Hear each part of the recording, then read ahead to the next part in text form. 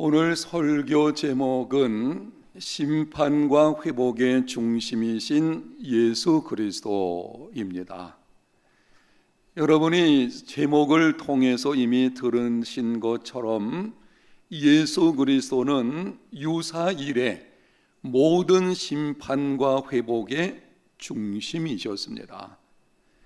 오늘날 이 땅에서 이루어지는 모든 심판과 회복의 중심이시며 또한 장차 나타날 종말 심판과 회복의 중심이십니다. 그분은 우리 눈에 보이지 않지만 보이지 않는 세계 속에서 보이는 세계를 통치하시는, 보이는 세계가 있고 보이지 않는 세계가 있습니다.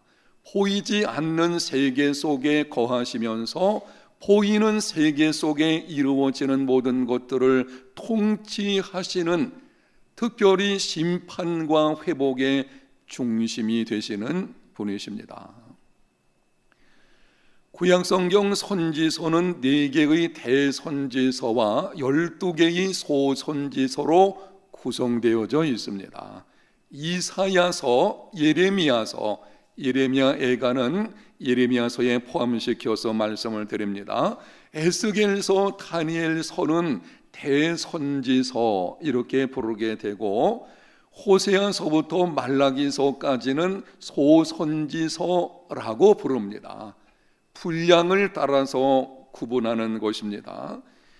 그 책을 기록한 선지자의 위대함에 따라서 분류한 것이 아니고, 분량이 많은 것은 대선지서, 작은 것은 소선지서, 이렇게 임의로 분리해 놓은 것입니다. 그런데 대부분의 선지서들의 구조를 보게 되면, 여러분이 나중에 선지서들을 좀 더 깊이 읽어보십시오. 선지서들의 내용을 읽어보게 되면 전반부에는 죄에 대한 하나님의 심판에 대해서 기록을 하고 있고, 후반부에는 심판으로부터의 회복에 관해서 기록을 합니다. 그리고 그 중심에 장차 오실 메시아 혹은 장차 이루어질 메시아 왕궁에 관해서 예언을 합니다. 중요하기 때문에 반복해서 말씀을 드리겠어요. 성경에 기록되어진 선지서들 대부분의 경우를 보게 되면은 전반부에는 심판에 관해서 기록하고 후반부에는 심판으로부터의 회복을 말씀을 합니다. 그리고 심판과 회복 그 중심에 장차 오실 메시아 혹은 메시아 왕국에 관해서 예언을 하십니다. 오늘 읽은 미가서도 마찬가지입니다. 미가서의 내용을 보게 되면은 우리가 읽은 본문을 포함해 가지고 1장부터 3장까지는 이스라엘 민족의 죄에 대한 하나님의 심판이 적나라하게 기록되어져 있습니다. 그리고 4장부터 7장 마지막까지는 그 심판으로부터 회복에 관한 말씀을 주십니다. 그런데 미가서 5장 2절에 보게 되면 이렇게 예언을 합니다. 베들레헴 에브라다야, 너는 유다 족속 중에 작을지라도 이스라엘을 다스릴 자가 내게서 내게로 나올 것이라. 그의 근본은 상고의 영혼에 있느니라. 장차 오실 구세주 메시아에 관한 예언입니다. 메시아는 유대 땅 베들레헴에서 탄생하게 될 것이고, 탄생하실 그 메시아는 상고의 영원에 있다. 이 말은 영원 전부터 계신 자라는 뜻입니다. 영원 전부터 계신 자는 하나님뿐이십니다. 그러므로 장차 메시아가 베들레헴에서 탄생하게 될 것인데 그분은 성자 하나님이시다. 이렇게 예언하는 것입니다. 여러분, 그렇다면 오늘 본문 미가서 5장 2절에 예언하고 있는 베들레헴에서 탄생한 성자 하나님, 그분은 누구를 가리키는 것입니까? 오늘 본문이 예언된 후 700년쯤 지났을 때에 유대 땅 베들레헴에서 한 아기가 탄생을 했습니다. 그 이름은 예수입니다. 그 아기가 자라서 수많은 이적과 기사들을 행하였습니다. 예수께서 이적과 기사들을 행하신 목적이 무엇인지를 사도 요한이 그의 서신에서 이렇게 기록을 합니다. 예수께서 제자들 앞에서 이 책에 기록되지 아니한 다른 표적도 많이 행하셨으나 오직 이것을 기록함은 너희로 예수께서 하나님의 아들 그리스도이심을 믿게 하려 하며 또 너희로 믿고 그 이름을 힘입어 생명을 얻게 하려 함이니라. 예수님께서 행하신 표적들, 기사와 이적들은 바로 예수께서 하나님의 아들이심을 증거하시는 것입니다. 그러므로 이렇게 말씀을 드릴 수가 있습니다. 오늘 본문에 기록된 장차 오실 메시아는 예수 그리스도를 가리키는 것이며 그분은 심판과 회복의 중심이십니다. 심판에 관한 말씀을 주시고 회복에 관한 말씀을 주시고 그 중심에 장차 오실 메시아 예수 그리스도에 관해서 언급하는 것은 바로 그분과 관련해서 심판과 회복이 이루어진다고 하는, 예수 그리스도 밖에 있는 자들에게는 심판입니다. 그러나 예수 그리스도 안에 있는 자들에게는 회복입니다. 그리고 그분은 보이지 않는 세계 속에서 절대 주권을 가지고 인류 역사의 심판과 회복을 주관하시는 분이십니다. 아멘. 예수께서 어떤 분이신지를 우리가 분명히 알고 그분을 믿고 그분을 신뢰하는 삶이 되어야 합니다. 예수 그리스도께서 모든 심판과 회복의 중심 되신다는 것이 우리에게 어떤 의미가 있는 것입니까? 오늘은 이 질문과 관련해서 두 가지만 말씀을 드리도록 하겠습니다. 첫 번째는 고난을 이기는 믿음의 사람이 되려면 예수 그리스도를 바라보아야 합니다. 하나님께서 심판과 회복의 중심에 장차 오실 메시아 예언을 주신 것은 이렇게 말씀하시는 것입니다. 너희들에게 큰 재앙이 임하게 될 것이다. 그런데 그 재앙으로부터 회복은 장차 올 메시아로 말미암아 이루어지게 될 것이니 너희들은 그 재앙을 견디어낼 때에 오실 그 메시아를 바라보아라 라고 하시는 것입니다. 심판과 회복의 중심에 메시아 예언 주신 것은 그 메시아를 바라봄으로 장차 임할 고난을 견디는 삶이 되라고 하시는 것입니다. 하나님의 심판으로 유다 왕국은 바벨론에 의해서 멸망을 당했습니다. 조국은 멸망을 당하고 유력한 사람들은 포로로 잡혀가게 되었습니다. 하나님의 성전이 완전히 파괴가 되었습니다. 주변에 있는 사람들이 말하기를 이제는 유다 왕국 이스라엘 민족은 끝장났다. 그런데 그럼에도 불구하고 하나님을 경외하는 남은 자들은 포기하지 않았습니다.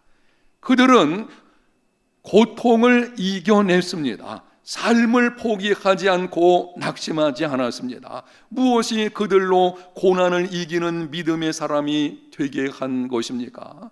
주변의 환경은 다 무너져 내려가지고 끝장난 것처럼 보이지만 그럼에도 남은 자들, 성경에 보게 되면 남은 자들에 관해서 미가서에서도 몇 번에 걸쳐서 말씀을 하시는데요, 이 남은 자들, 하나님을 경외하는 자들은 결코 그 소망을 포기하지 않고 끝까지 감당하는 것을 보게 됩니다. 무엇이 그들로 하여금 그렇게 만든 것입니까?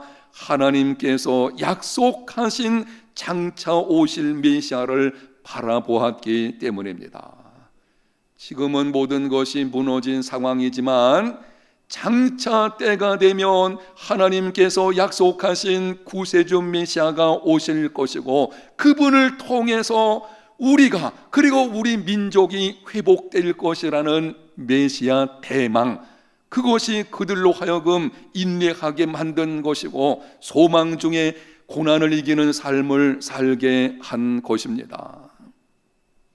구약 성경에 약속된 장차 오실 메시아 구세주는 예수 그리스도이십니다.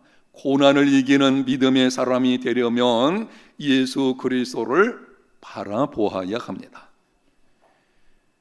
구약 성경 욥기서를 보면은 욥은 기막힌 고난을 겪었습니다. 여러분이 그가 당한 고난이 어떤 것인지는 한 번쯤 들어보셨을 것입니다.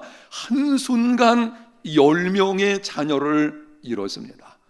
한 사람의 자녀를 먼저 보내도 부모의 가슴이 무너지거늘 10명의 자녀를 한순간 잃어버렸습니다. 계속해서 모든 재산을 빼앗겼습니다. 그리고 나서는 건강까지도 잃어버리게 되었습니다. 기막힌 일인 것입니다. 그럼에도 하나님을 원망하지 않았습니다.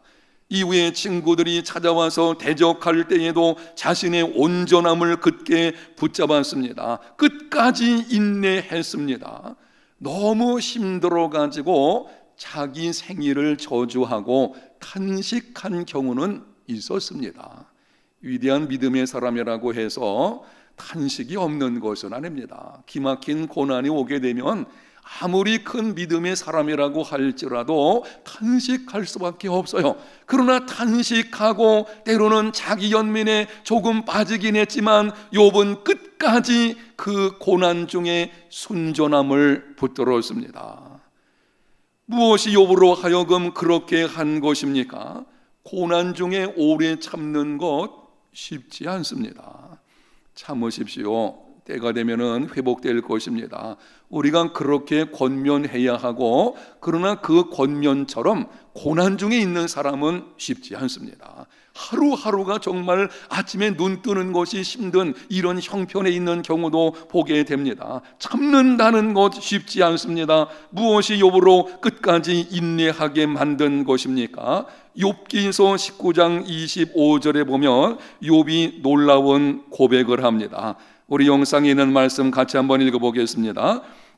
내가 알기에는 나의 대속자가 살아계시니 마침내 그가 땅 위에 서실 것이라. 고난 중에 욥의 입에서 참 놀라운 고백이, 성경을 우리가 읽을 때에 아니 어떻게 이런 고백이 나올 수 있을까 할 정도의 놀라운 고백이 그의 입에서 나오게 되었는데요. 내가 알기에는 나의 대속자가 살아계시니 마침내 그가 땅 위에 서실 것이라. 욥은 고난 중에 살아계신 대속자가 있음을 알게 되었습니다. 고난을 겪는 중에, 고난에 한창 진행되는 그 과정 속에 욥은 나의 대속자, 그분이 살아계시다는 것을 알게 되었고, 마침내 그가 땅 위에 서실 것이라, 대속자이신 메시아가 이 땅에 오신다는 것입니다. 마침내 이 땅에 오실 대속자, 그는 누구입니까? 예수 그리스도이십니다. 욥은 장차 오실 예수 그리스도를 소망하며 바라본 것입니다. 고난의 절정에서 그는 사람, 그 모든 것을 빼앗아간 사람을 바라본 것도 아니고 주변 환경을 바라보거나 아니면 자기의 기막힌 처지에 매여 있는 것이 아니고 욥은 그 상황에서 장차 오실 메시아 예수 그리스도를 바라보게 된 것입니다. 그때 욥의 입술에서 위대한 고백이 나왔는데요. 나의 가는 길을 오직 그가 하시나니 그가 나를 단련하신 후에는 내가 순금같이 나오리라. 자기의 고난의 의미를 알고 있는 것입니다.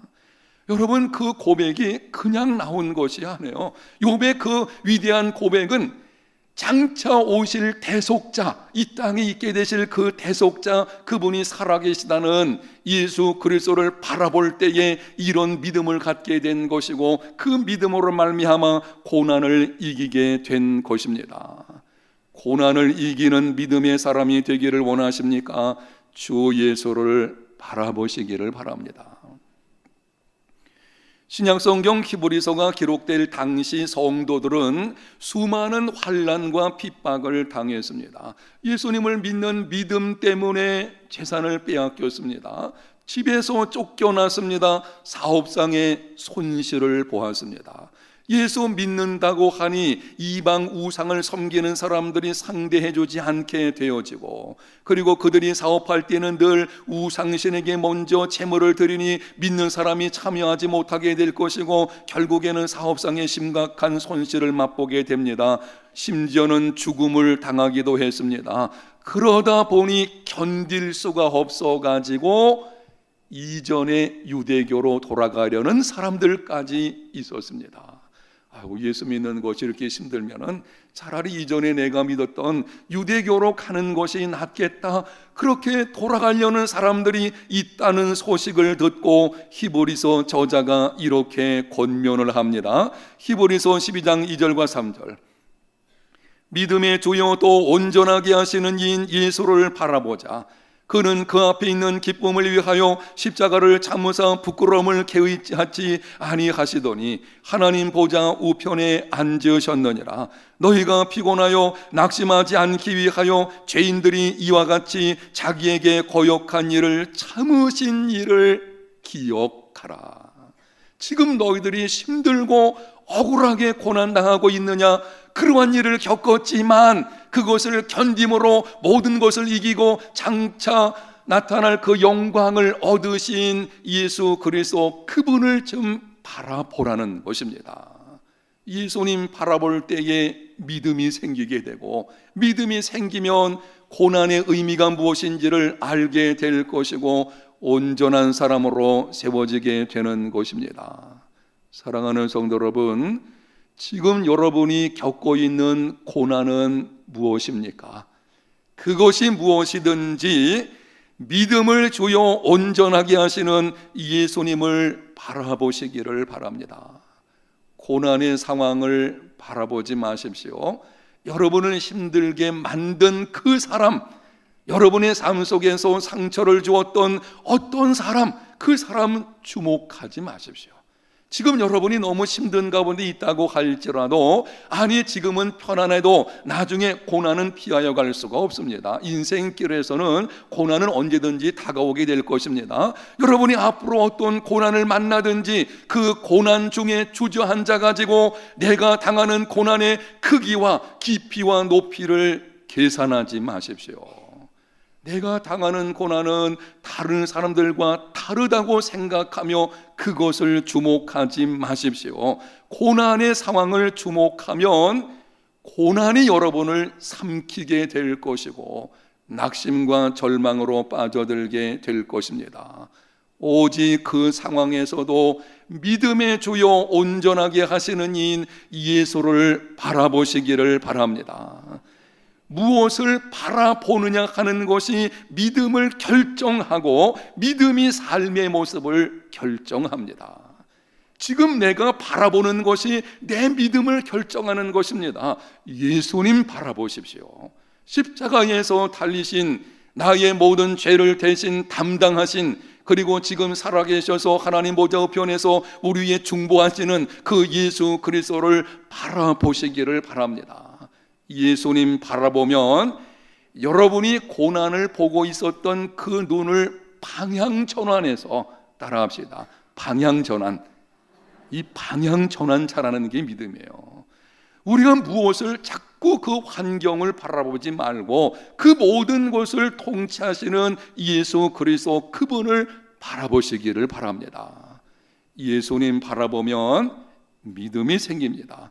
그때 우리도 욥과 같이 이런 고백을 하게 될 것입니다. 나의 가는 길을 오직 그분이 아시나니 그가 나를 단련하신 후에는 내가 순금 같은 믿음으로 나오게 될 것이라.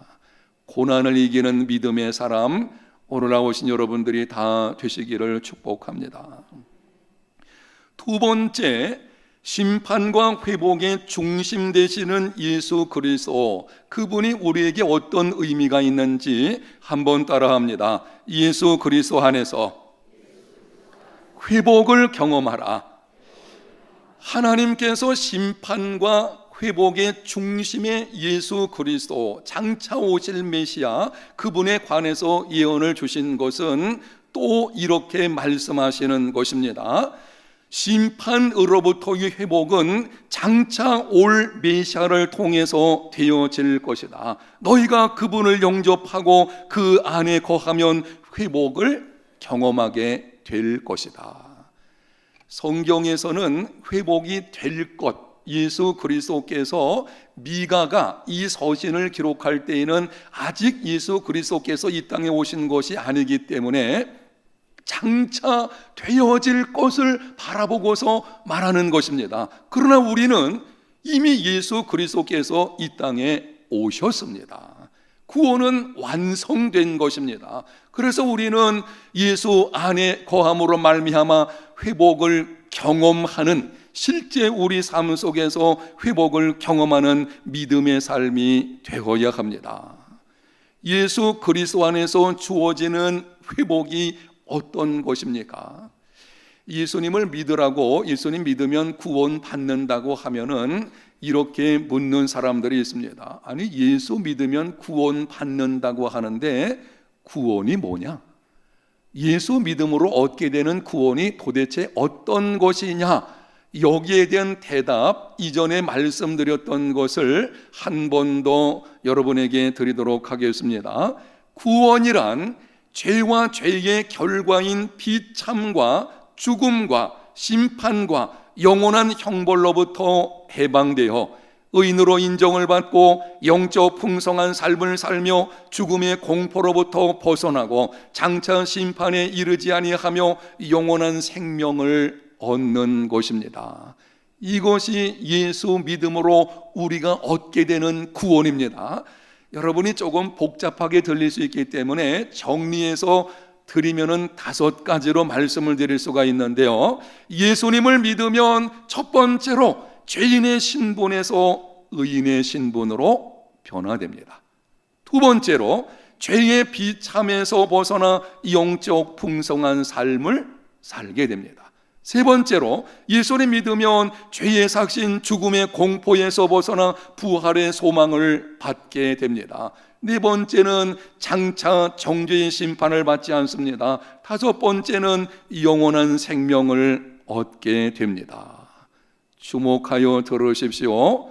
예수님 믿으면 지금까지 지었던 모든 죄를 단순히 용서받는 것으로 끝나지 않습니다. 예수님 믿으면 모든 죄를 용서받습니다. 그러나 그것으로 끝나는 것이 아니고 그 이상으로 하나님의 자녀가 되는 권세를 누리게 되어지는데요, 의인의 신분을 얻게 됩니다. 영적 풍성한 삶을 누리게 됩니다. 미래의 소망이 있는 삶을 살게 됩니다. 이것이 예수 안에 있는 회복입니다. 형벌 받을 나의 속에 있는 모든 죄악들, 그것을 하나님께서 도말해 주실 뿐만이 아니라 그 이상으로 하나님 자녀가 되는 권세를 주십니다. 요한복음 1장 12절, 영접하는 자 곧 그 이름을 믿는 자들에게는 하나님의 자녀가 되는 권세를 주셨으니, 그러므로 예수 믿는 자는 모든 죄를 용서받은 것을 확신할 뿐만이 아니라 하나님의 자녀가 된 권세를 누리는 삶이 되어야 합니다. 여러분, 누림이 없이는 회복을 말할 수 없습니다. 내가 예수 그리스도 안에서 그 멸망받아 마땅한 자리에서 구원받았다. 그 구원받았다는 의미가 무엇인지 이미 여러분이 들으셨는데요, 그 받은 것을 실제 내 삶 속에서 누리는 삶이 되어야 회복을 경험하는 삶이 되는 것입니다. 내 죄 용서받았다, 이제는 네가 마음대로 네가 알아서 살아라. 하나님 그렇게 말씀하지 않으셨어요. 우리를 그 가운데서 건져 주실 뿐만이 아니라 참 기막힌 은혜죠. 우리를 당신의 자녀 삼아 주셨습니다. 그래서 유명한 신학자 제이아이 패커가 하나님을 아는 지식이라는 책에서 이렇게 말을 했습니다. 제가 읽을 때에 영상에 있는 말씀을 여러분이 눈으로 생각하면서 들어보십시오. 상대가 기독교를 얼마나 잘 이해하는지 알려면 그가 하나님의 자녀로서 하나님을 아버지로 누린다는 개념을 얼마나 중시하는지 보면 된다. 그 개념이 그의 예배와 기도와 인생관 전체를 유발하고 지배하지 않는다면 그는 기독교를 잘 모르는 것이다. 하나님을 아버지로 모신 하나님의 자녀된 신분을 가지고 있음에도 하나님의 자녀답지 않게 살아가는 윤리적인 문제를 말씀드리는 것이 아닙니다. 하나님 그분이 우리의 아버지가 되셔요. 그러면 그분 안에 있는 그 놀라운 풍성함이 우리의 삶 속에서 영적 풍성함으로 실제 누리는 삶이 되어야 그것이 회복을 경험하는 것이고 오늘날 보신 여러분의 삶이 되시기를 축복합니다. 이 일을 돕기 위해서 두 가지 질문을 한번 해보겠습니다. 정직하게 대답을 해보십시오. 첫 번째 질문, 여러분은 예수님을 믿음으로 하나님의 자녀가 된 것을 확신하십니까? 두 번째 질문, 여러분은 하나님의 자녀의 권세를 누리는 삶이 되고 있습니까? 하나님의 자녀의 신분을 받은 것은 분명하지요. 하나님께 입양되었어요. 우리는 사실 하나님의 자녀가 아니었습니다. 그런데 하나님께서 독생자를 내어주시면서까지 우리를 은혜로 당신의 자녀로 입양되었습니다. 어떤 가정에 한 아이가 입양된 것과 그 아이가 자기를 입양시킨 그 두 어른을 아버지 어머니로 인정하며 살아가는 것은 다른 문제인 것입니다. 입양받았는데도 여전히 그 두 어른을, 자기를 입양해준 그분들을 아버지 어머니로 인정하지 않는 모습으로 살아가는 경우들도 충분히 있습니다. 이런 믿음의 생활이 되어서는 안 되는 것입니다. 저와 여러분은 하나님의 자녀로 입양되었는데 이제는 하나님 그분이 나의 아버지가 되신다라고 하는 사실이 여러분의 생각과 여러분의 삶과 여러분의 예배와 여러분의 인생관에 그대로 녹아들게 하는, 그래서 아버지 하나님의 자녀답게 살아내는 믿음의 삶이 되시기를 축복합니다. 제가 설교를 준비하면서 한번 생각해 봤는데요, 사실 저는 어려서 믿지 않는 철저한 유교 중심의 가정에 살다 보니까 가부장적인 아버지였어요. 그래서 아버지 하나님의 사랑을 느낀다는 것이 조금 어려웠어요. 그런데 제가 나이를 들면서 40이 넘고 50이 넘고 이제 조금 있으면 60이 되고 이렇게 되니까는 아버지의 사랑이 뭔지를 알게 되더라고요. 이 부모의 사랑이 철이 든다는 것이 그런 데 있지 않나 싶어요. 나이를 들게 되면 전에는 아버지가 행한 그 일이 잘 이해가 안 됐던 것들도 그래서 이렇게 사랑함으로 내게 행하신 것이구나, 그걸 깨닫게 되어지는 것이죠. 그래서 이제는 아버지를 생각할 때마다 그 사랑에 대해서 감사하게 되는 것입니다. 여러분, 하늘에 계신 하나님은 나의, 그리고 우리의 하나님 아버지이신 줄로 믿습니다. 그분을 여러분이 아버지로 이제는 섬기는 삶이 되었으니, 자녀가 되었으니, 그분의 자녀가 되었으니 하나님의 자녀에 맞는 그분의 놀라우신 은혜를 누리며 살아가는 이러한 삶이 다 되시기를 바랍니다. 어떻게 하면 이러한 삶을 살아갈 수가 있겠습니까? 진정한 회복, 죄를 용서받은 것에 대한 확신뿐만이 아니라 그 이상으로 하나님의 자녀의 권세를 실제로 누리는 삶을 살려면 어떻게 해야 되겠습니까? 한 번 더 따라합시다. 예수 그리스도 안에 거하라. 예수께서 내 안에 들어오시는 것과 내가 그분 안에 거하는 것은 차이가 있습니다. 내가 예수님을 믿으면, 예수님을 믿는다는 것은 영접하는 것입니다. 예수 그리스도를 내 마음과 삶에 모셔드리는 것입니다. 예수 믿는 자 속에는 누구든지 이미 예수 그리스도께서 성령으로 말미암아 함께 들어와 계신 줄로 믿습니다. 근데 문제는 이런 경우들이 있습니다. 예수님을 진지하게 따르면서도 예수님 안에 거하지 않는 사람들이 있습니다. 참 진지하게 믿음 생활하고 성실하게 믿음 생활하고 있는 것 같은데 가만히 보게 되면 예수 그리스도 안에 아직까지는 거하지 않는 사람들이 있는 것을 보게 됩니다. 이런 사람들에게는 두 가지 특징을 볼 수 있는데요. 하나는 영적 열매를 맺는 일을 자기 책임으로 생각을 합니다. 그래서 이런 방식으로 생각합니다. 내가 그 큰 하나님의 은혜로 구원을 받았다. 내가 은혜로 구원받았으니 이제는 마땅히 내 스스로가 노력해가지고 하나님을 기쁘시게 하고 내가 노력해가지고 열매 맺는 삶을 이루어야 되겠다. 그래서 하나님을 기쁘게 하는 믿음의 삶을 살아내야 되겠다. 이렇게 생각을 하는 것입니다. 그래서 은혜에 감사한다고 서운하고 의롭고 너그럽고 진실하게 살기 위해서 애를 쓰게 되는데요, 이렇게 애를 쓰게 되면 결국 믿음 생활 실패하게 됩니다. 진지하지 않아서 믿음 생활에 영적 빈곤이 오는 것이 아니에요. 아니면 여러분들이 정말 주님을 잘 섬기겠다고 애쓰지 않아서가 아니에요. 이제는 애씀을 넘어서 그분 안에 거하는 삶이 되어야 하는 것입니다.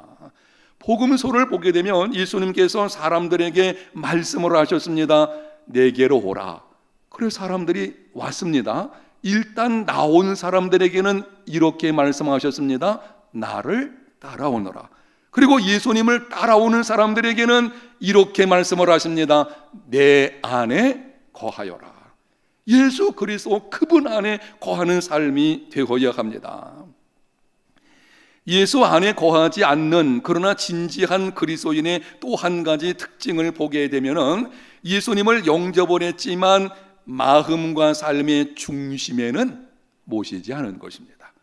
예수님을 영접했습니다. 분명히 예수님이 나와 나의 삶 속에 함께 계시지만 나의 마음과 삶의 중심에는 여전히 자신이 앉아가지고 모든 것을 결정을 합니다. 인생의 모든 것을 내가 결정하는 거예요.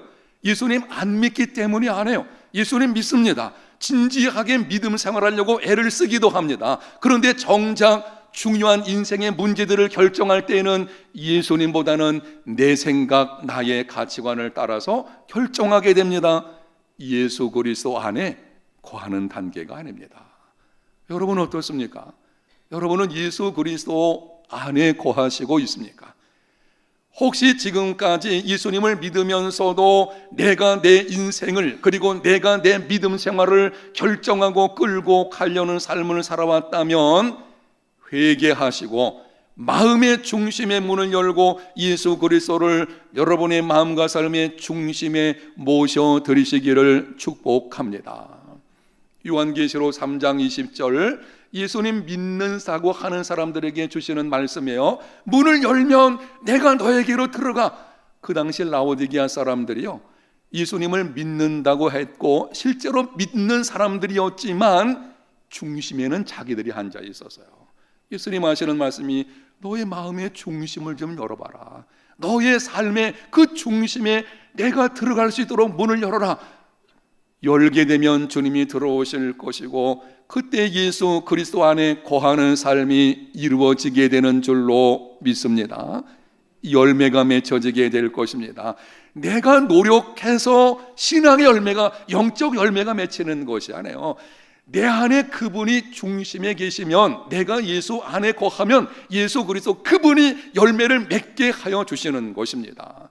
이것이 믿음의 생활입니다.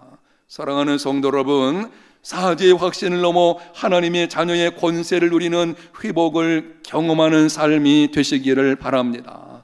예수 그리스도 안에 거하십시오. 예수님을 마음과 삶의 중심에 모셔서 예수께서 나를 온전히 이끌어 가시도록 하는 믿음의 삶이 되시기를 바랍니다. 그래서 온전한 회복을 경험할 수 있는 진정한 그리스도인의 삶이 어떤 것인지를 맛보고 많은 사람들에게 보여줄 수 있는 우리 해운대 제일교회 성도들이 다 되시기를 예수님 이름으로 축복합니다.